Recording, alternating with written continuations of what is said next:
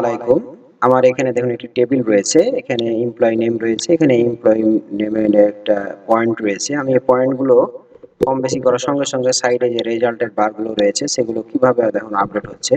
তো এই ধরনের চার্ট কিভাবে তৈরি করবেন। তো আপনি কোনো চার্ট ব্যবহার করা ছাড়াই, এক্সেলের চার্ট অপশন ব্যবহার করা ছাড়াই এটা কিভাবে ব্যবহার করবেন। তো আমি এগুলো ক্লিয়ার করে দিই, ক্লিয়ার অপশন থেকে ক্লিয়ার করে দিলাম এবং বর্ডারটা আউট হয়ে গেল, বর্ডারটা একটু দিয়ে দিই। এরপর আপনি এটি রিপিট ফর্মুলা ব্যবহার করে করতে পারবেন।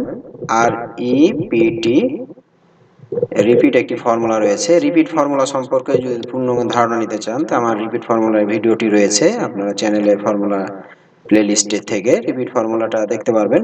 তো রিপিট ফর্মুলার দুইটি আর্গুমেন্ট রয়েছে, টেক্সট এবং নাম্বার টাইমস।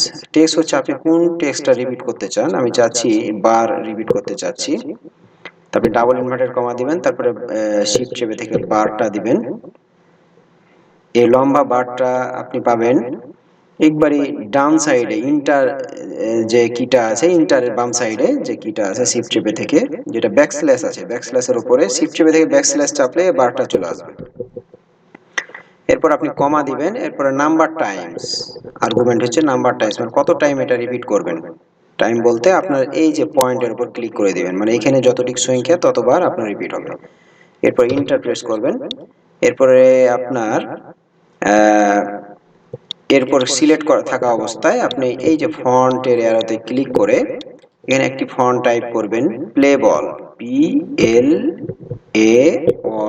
এই যে প্লেবিল।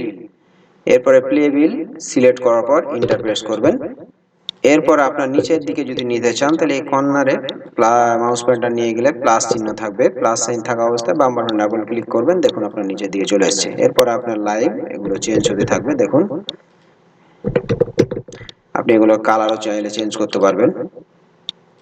তো আশা করা যায় সহজেই এই টেকনিকটি ফলো করে আপনারা এই ধরনের চার্ট তৈরি করতে পারবেন, কোনো চার্ট অপশন ব্যবহার করা ছাড়াই। আজকে এই পর্যন্ত।